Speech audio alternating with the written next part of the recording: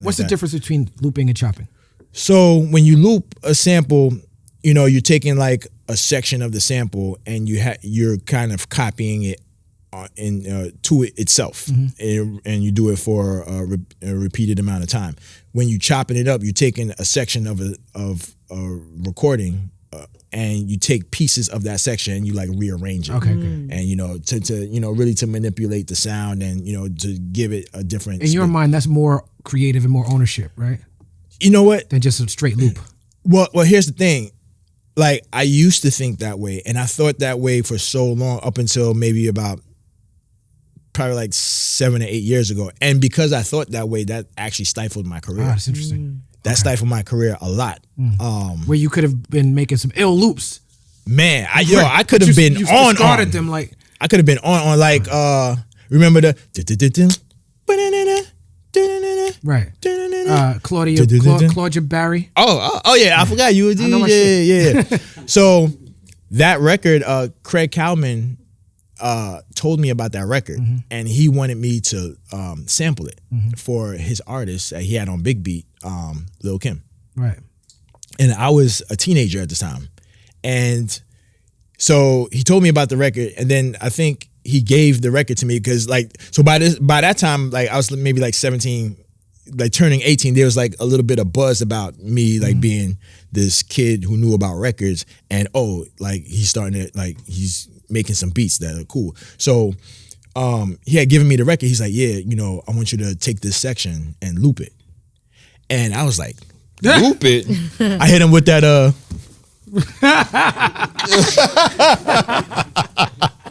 love this guy. Live action media. He is amazing. And you know, and I was a kid. I was like, you know, and I felt like that was like beneath me to loop, and so I tried to chop it up and stuff like that, and it was coming out. It was sounding worse and worse until I just never did it, and I never hit Craig back or whatever. Meanwhile, that record eventually came out like I think like 4 or 5. No, like 3 or 4 hit records came out of that one record. One record. A lot of Bad Boy. Yeah, Bad Boy. I think Jermaine Dupri did something with it. And of course, all genres. Like I think LL Cool J used it, and then like an R&B song, Jagged Edge or something like that. Yeah, and I was like, every time I heard it and it was a hit record, I was like, this guy's gonna fuck me up if he ever saw me again. Right.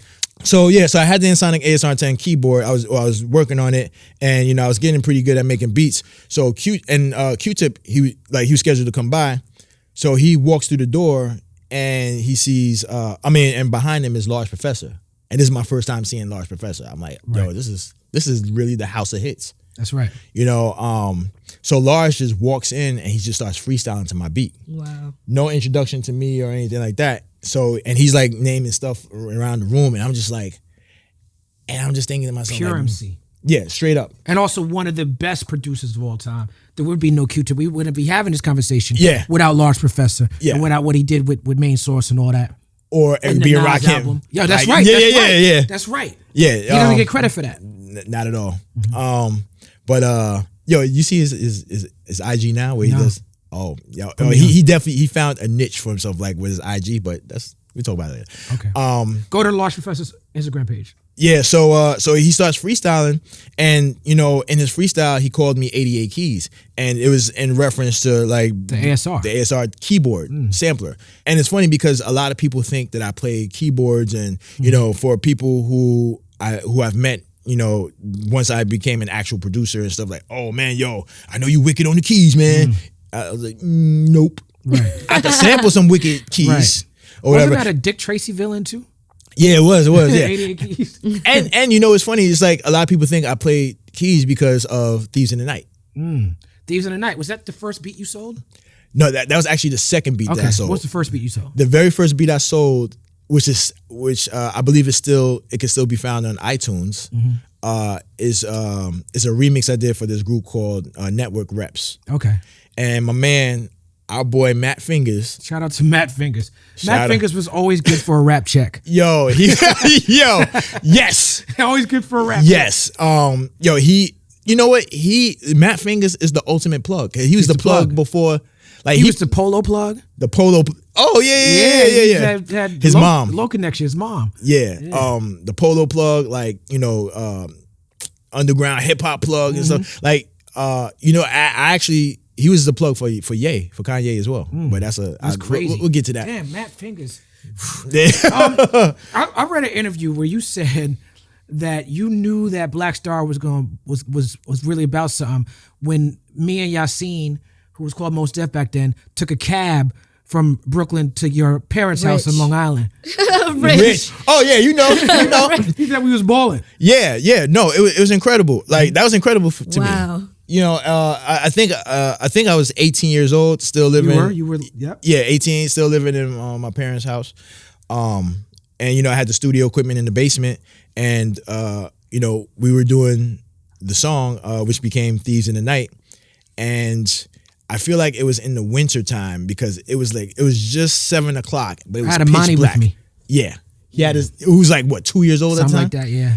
Yeah, so Hey, Dad, good job. yeah, daddy duties. So you guys showed up in the cab, and automatically my mind was blowing from like y'all came from Brooklyn in a cab to Long Island. Most stuff had TV money. That's what it was. I was working at the bookstore. I didn't have cab money. And that's $50 in an Uber right now. Yeah.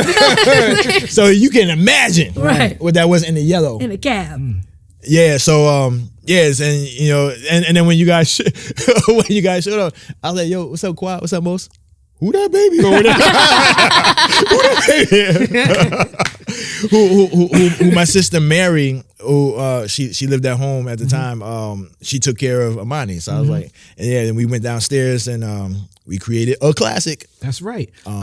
Break down how you changed Thieves in the Night from the 4-bar loop to the 8-bar loop, because originally we just rapped in your basement to this 4-bar loop. Yeah.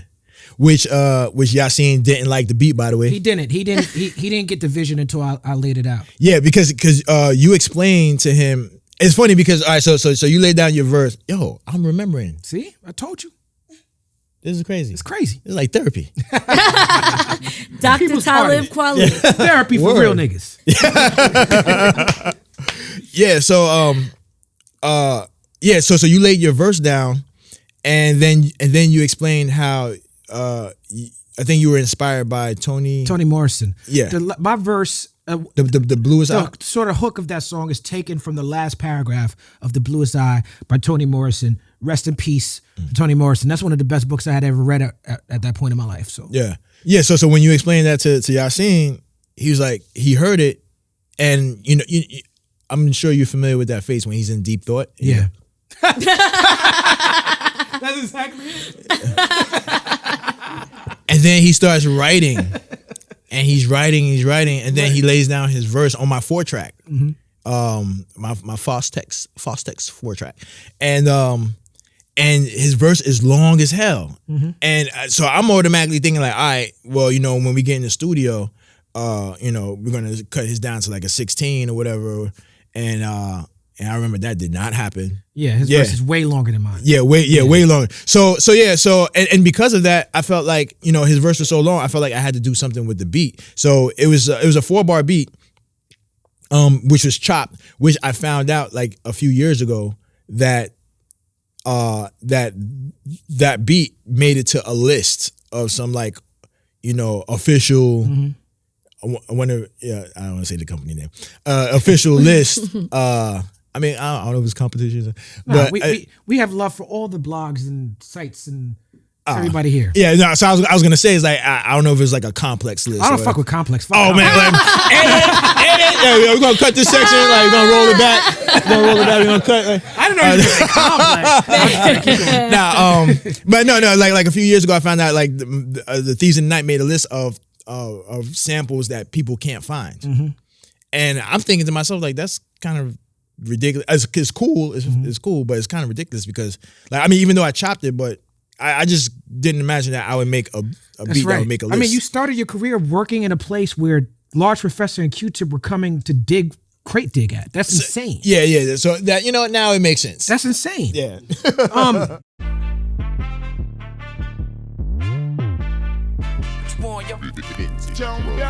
What we done started. Look at what we done started. This the people party.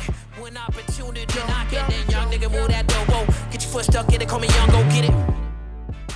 They can't fuck with it, might as well roll with it.